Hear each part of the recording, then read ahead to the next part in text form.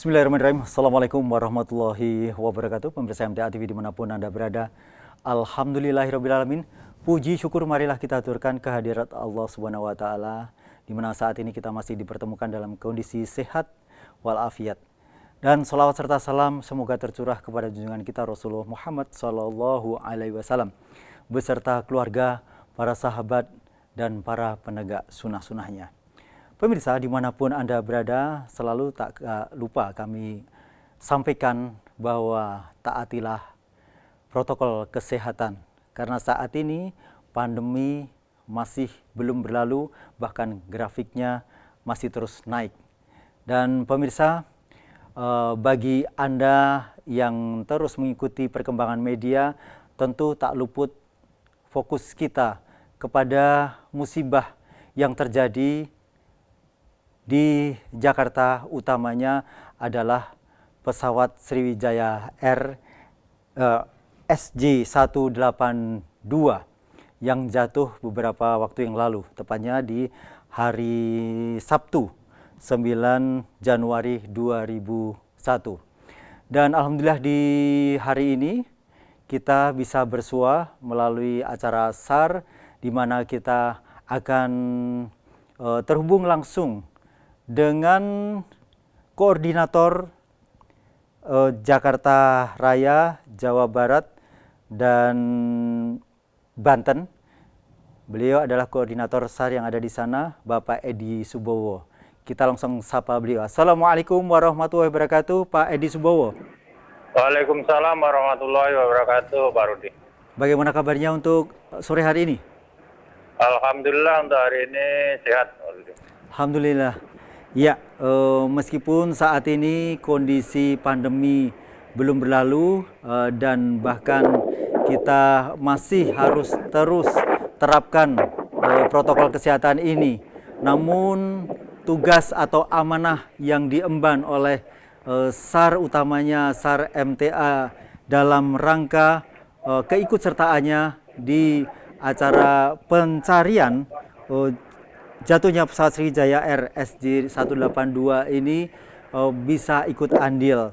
Nah, Pak Edi Subowo, tentang kabar yang paling terkini perkembangan tentang Sriwijaya Air SJ182 itu seperti apa? Kami silakan Pak Edi Subowo. Baik Pak Rudi dan pemirsa MTA TV, dapat kami sampaikan untuk perkembangan terakhir saat ini masih dalam proses pencarian untuk bangkai pesawat dan juga korban yang terjadi pesawat Sriwijaya Air SJ182 yang titik lokasi kejadiannya itu adalah di Tanjung Kait. Sedangkan untuk hasil temuan mungkin bukan ranah kami sebagai potensi SAR. Kemarin mungkin sudah, kalau Bapak, Ibu, dan saudara sekalian pemirsa melihat di televisi dan lain sebagainya, itulah yang disampaikan oleh Pak Direktur Operasional. Karena untuk keterkaitan informasi temuan itu adalah hanya boleh disampaikan oleh beliau langsung, Pak Direktur Operasional. Demikian mungkin Pak Rudi yang dapat kami sampaikan. Baik. Dan pada hari pertama untuk SAR MTA, keterlibatannya mulai kapan sebenarnya dihubungi Basarnas untuk membantu acara ini? Baik Pak, jadi dapat kami ceritakan ketika kejadian itu terjadi pada hari Sabtu. Sabtu kami juga dapat info sudah agak sore, terus kemudian saya sendiri koordinasi dengan Basarnas Pusat, dengan beliau kasih potensi Pak Edi Haryanto dan juga Kasubditnya Pak Hernanto untuk memastikan bahwa informasi yang beredar di media itu apakah benar terjadi atau tidak. Nah, terus kemudian setelah kami mendapatkan informasi yang valid, memang itu terjadi demikian seperti yang beredar di media, baik media elektronik maupun televisi. Terus kemudian hari Ahad pagi, hari Minggunya tanggal 10, kami merapat ke posko utama di JICT ini karena semua pergerakan itu dikendalikan dari posko utama. Mungkin demikian Pak Rudi yang. Ya, dan tentu saja dalam hal ini operasional yang pernah dilakukan, yakni kalau SAR MTA dulu membantu dalam Lion Air dan lain sebagainya, termasuk juga pesawat Basarnas helikopter yang ada di Temanggung waktu itu. Dan keterlibatan sekarang ini di pencarian Sriwijaya Air SJ182. SAR MTA mendapatkan ilmu apa lagi nih Pak Edi Subowo? Oke, baik. Untuk di ini kita sudah koordinasi dengan Basarnas dalam hal ini sebagai leading sektornya untuk operasi SAR. Karena kami ini adalah SAR MTA, salah satunya ada sebagai potensi, sebagai sumber dayanya dari Basarnas, maka kami ditugaskan, pertama kami ditugaskan untuk membantu Basarnas dalam hal ini untuk menurunkan temuan-temuan atau yang sering disebut, kalau di sini disebut paket, yang dibawa oleh kapal-kapal induk, kapal besar dari tengah, kemudian ke dermaga JICT ini. Terus kemudian juga kemarin didorong juga anggota kita, karena kita membawa peralatan LCR lengkap dengan beserta mobilenya. Kemudian kami didorong juga sebagian anggota kami untuk membantu pencarian langsung di titik lokasi di Tanjung Kait, di Tangerang. Karena di sana saat ini yang operasi di laut adalah para penyelam. Nah, para penyelam-penyelam ini yang diperbolehkan mereka yang sudah mempunyai sertifikat instruktur. Kalau di bawah itu tidak diizinkan. Nah, tugas kami sebagai SAR MTA adalah membantu ketika penyelam-penyelam ini menemukan mungkin body part pesawat atau body korban dan lain sebagainya yang ditemukan di bawah naik ke atas. Itulah nanti tugas kami untuk mengambil paket itu, untuk kami naikkan di dalam LCR. Dari LCR itulah nanti kami merapat ke kapal induk yang sudah disiapkan di tengah laut. Karena mengingat setiap bencana yang terjadi itu adalah sebagai orang bilang kayak wisata begitu Pak Rudi. Jadi sehingga dari setiap kegiatan di laut ini seperti yang sebelum-sebelumnya selalu disiapkan kapal angkut, kapal induk nanti posisi di tengah. Dan anggota kita juga diminta kemarin itu, jadi 4 personel kita ada ikut di kapal induk yang di tengah itu, kapal Wisnu. Itu sampai saat ini sudah 3 hari mereka tidak kembali ke darat karena memang posisinya memang standby di tengah laut. Begitu Pak Rudi. Baik, mungkin bisa digambarkan ya, apakah Pak Edi Subowo juga ikut ke Tanjung Kait mengikuti di kapal begitu, atau mungkin ada teman-teman yang menceritakan tentang kegiatan ketika ada di Tanjung Kait.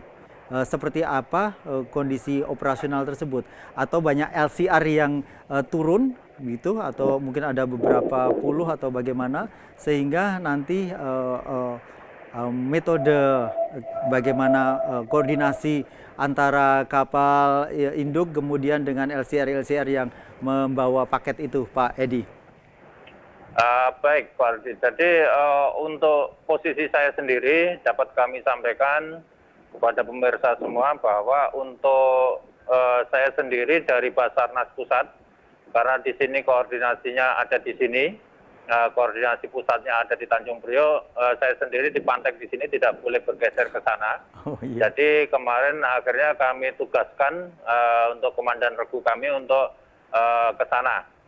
Untuk jumlahnya dan lain sebagainya, memang sampai saat ini kami belum mendapatkan jumlah LCR berapa yang diterjunkan di sana, karena memang hanya dapat beberapa foto-foto yang mereka sampaikan ke saya, selaku saya sebagai koordinator utama untuk Jakarta Raya, Jabar, dan Banten ini. Jadi dari Basarnas juga ini tadi memberikan amanah kepada saya untuk mengkoordinir teman-teman potensi yang ada di Jakarta Raya ini untuk menyusun supaya nanti ketika ada kedatangan perahu yang merapat dermaga ini, mereka potensi juga bisa ikut andil membantu Basarnas. Nah tentunya karena cukup banyak para potensi dan relawan, tentunya ini harus ada yang ngatur supaya nanti bisa di-rolling jumlahnya yang dibutuhkan oleh Basarnas berapa dan lain sebagainya. Sehingga karena saya juga ditugasin itu, diberikan amanah itu, sehingga kami untuk saat ini saya sendiri tidak bisa bergerak untuk ke Tanjung Kait, begitu Pak Rudi. Ya, ya, ya. Ya mudah-mudahan amanah yang diemban Pak Edi ini menjadi satu tambahan ilmu, kemudian juga bisa lebih dekat dengan teman-teman volunteer yang ada, kemudian ini akan memberikan satu kebersamaan yang baik nantinya, betul Pak Edi, begitu ya? Ya betul Pak Rudi, terima kasih. Ya, kemudian Pak Edi bisa disampaikan juga bahwa setiap kali penerjunan untuk utamanya SAR MTA ini ada berapa personil yang diterjunkan di lapangan? Baik, untuk jumlah personel kami menyesuaikan Pak Rudi, jadi tergantung operasinya dan tergantung dari kekuatan kita. Jadi untuk di Jakarta Raya ini khususnya saya lihat dulu ketika ada operasi yang terjadi itu seberapa besar skalanya. Kalau skalanya besar seperti saat ini, karena memang amanah dari MTA Pusat itu, SAR MTA harus bisa mewarnai di Jakarta Raya, Jabar dan Banten, sehingga ya karena kami hanya menurunkan 1-2 orang tentunya tidak akan kelihatan begitu Pak Rudi. Sehingga kami dari awal itu kami sudah coba turunkan 9 personil. Terus kemudian kemarin karena ada permintaan lagi di Tanjung Kait juga kita turunkan juga kemarin informasi 7 personil. Jadi cukup lumayan untuk mewarnain begitu Pak Rudi. Jadi kalau memang hanya operasi kecil, sekiranya di kali dan lain sebagainya orang tenggelam, mungkin kami juga tidak akan kirim begitu banyak karena memang medannya juga kecil begitu Pak Rudi. Ya, kalau total jumlah relawan yang ada di Jakarta Raya khusus untuk relawan SAR MTA itu sendiri, berapa jumlah keseluruhan Pak Edi Subowo?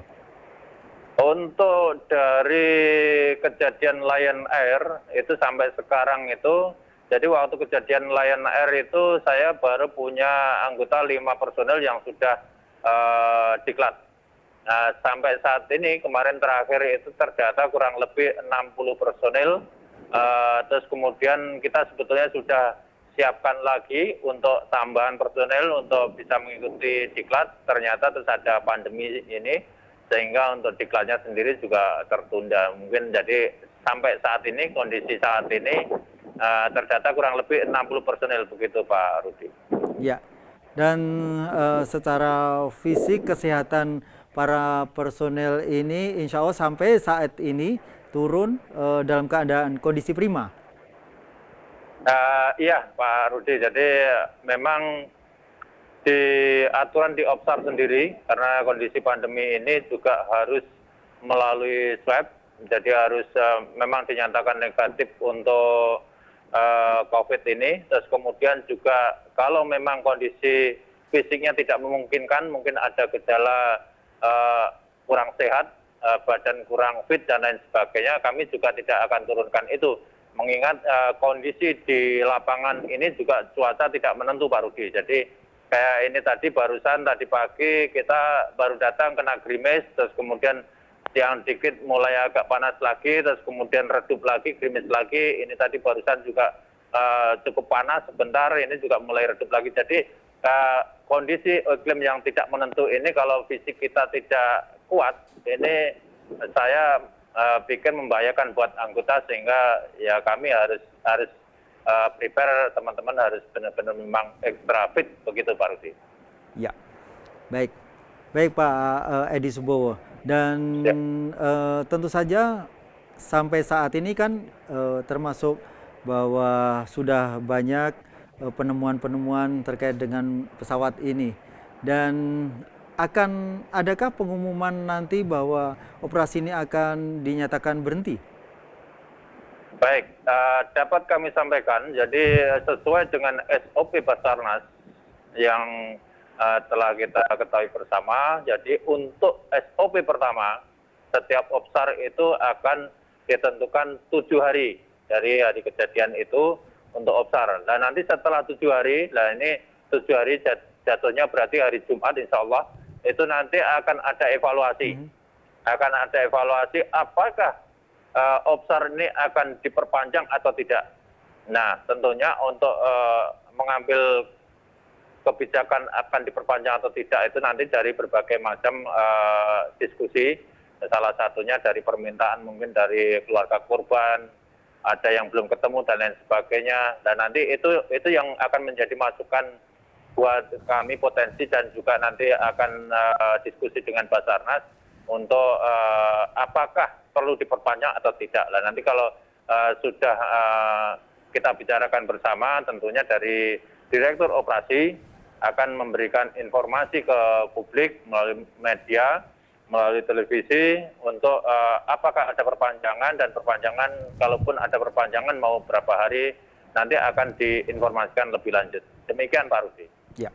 Baik pemirsa dimanapun Anda berada, untuk kali ini kami juga memberikan kesempatan bagi Anda yang akan bertanya kepada narasumber kita melalui line WA saja, WA ataupun SMS di 0271, mohon maaf, 08112 55 3000, WA ataupun SMS.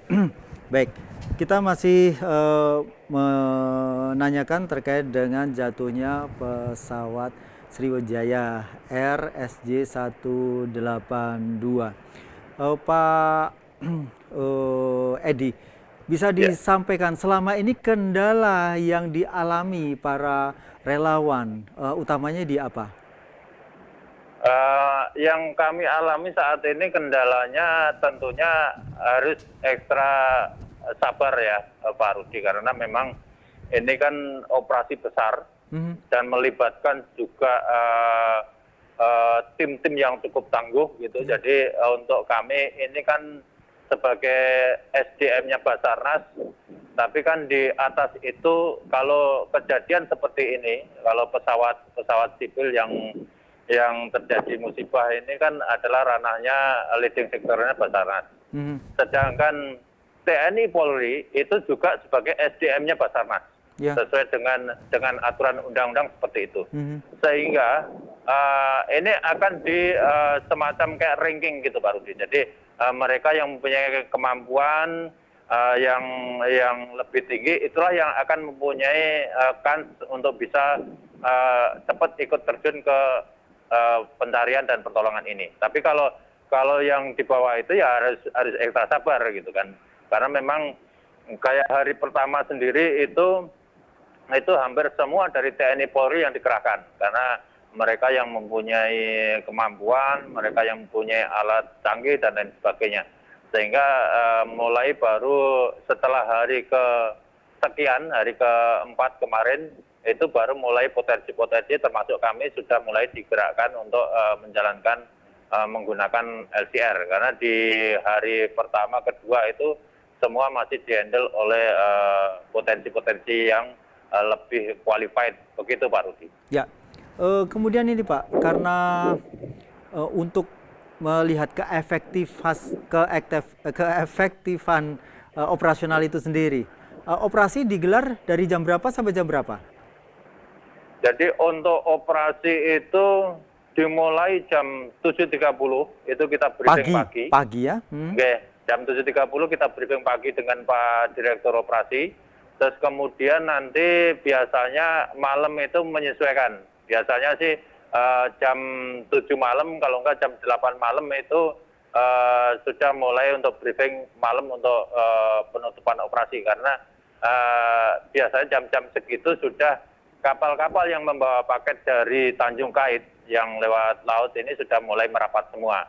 Nah itu nanti baru ada konferensi pers yang terakhir, itu baru nanti setelah itu operasi baru ditutup, terus kemudian nanti akan disampaikan dari Basarnas untuk range of-nya, rencana operasi besoknya seperti apa, nanti akan disampaikan lagi, terus besoknya ada briefing lagi dan begitu seterusnya Pak Rudi. Kalau kegiatan ketika pertama kali hingga saat ini bagiannya selalu berganti-ganti atau memang harus mengikuti arahan Basarnas. Tapi apa saja yang dilakukan diantaranya dari kemarin hingga saat ini, Pak Edi?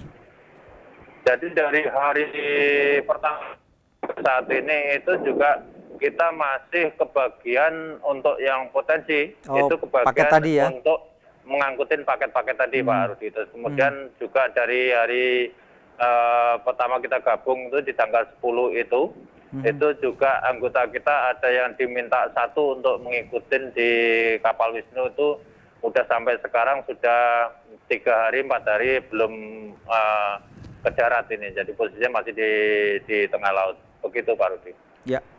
Dan kemudian Pak Edi Subowo, karena ini menjadi apa ya, mungkin ada yang baru pertama kali terjun untuk personel MTA, khususnya untuk SAR MTA.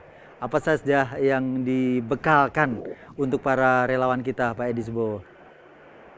Ya, untuk teman-teman yang terjun ini rata-rata sudah pernah mengalami terjun untuk di operasi-operasi yang kecil. Jadi kalau yang operasi Kecil ya, ya. sifatnya kali dan lain sebagainya, mereka rata-rata sudah pernah mengikuti. Tapi yang skala nasional seperti ini? Yang dibekalkan tentunya untuk kondisi saat seperti ini ya harus fisik yang prima. Itu yang akan mendukung, karena memang ketika obsar begini yang dibutuhkan adalah kondisi fisik, Pak Rudi. Ya, baik.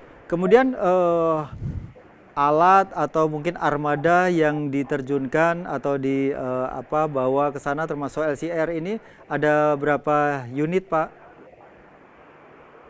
Baik, dapat kami sampaikan untuk alat kita yang kita terjunkan itu kita terjunkan untuk LCR kita, 1 unit kita terjunkan, terus kemudian awalnya kita terjunkan 2, yang satu dari Pasar Kemis, cuman dari Pasar Kemis itu LCR kita memang agak kecil, sehingga untuk di laut itu berisiko, sehingga akhirnya dikombin dengan punyanya Dompet Duafa, itu perahunya LCR-nya dia besar, cuman dia mopelnya kecil, sehingga mopel kita yang dipakai untuk di Dompet Duafa. Terus kemudian yang dari kita, yang dari Tanjung Priok ini, yang dari awal JICT ini didorong ke sana, ini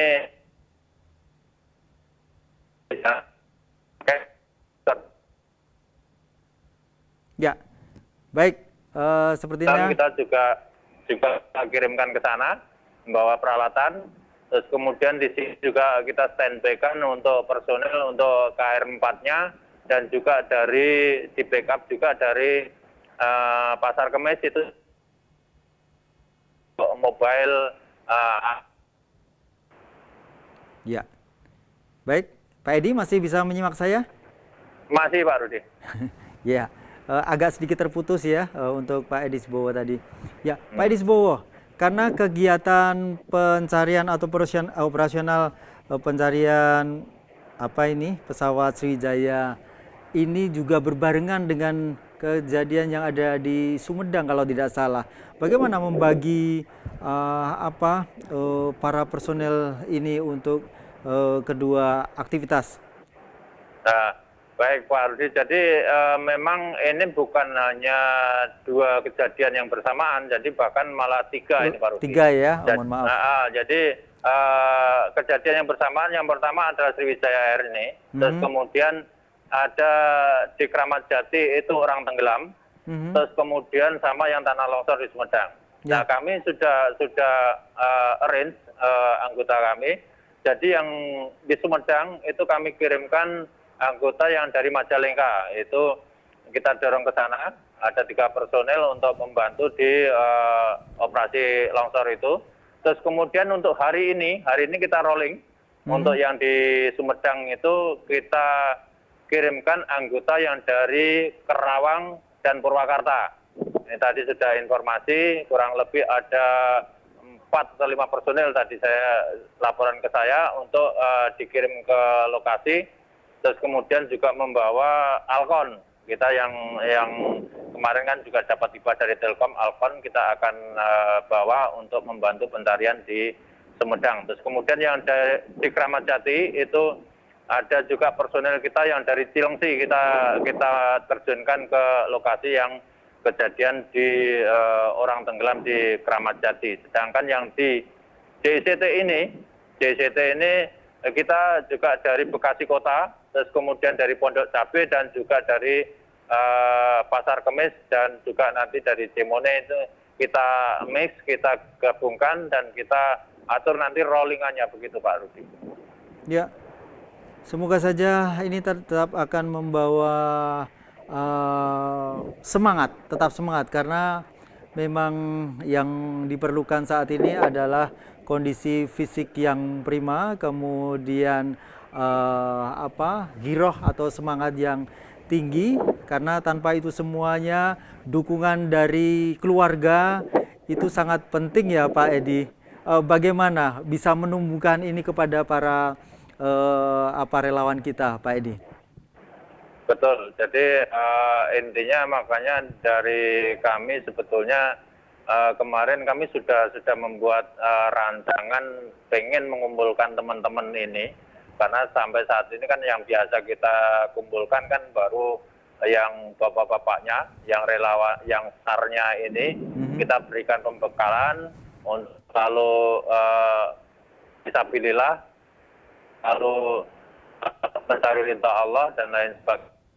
Nah, dari pusat selalu berikan untuk cara seperti itu. Terus kemudian sebetulnya di tahun ini saya akhirkan juga dengan keluarga.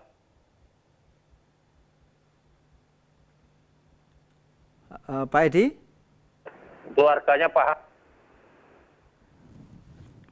Iya.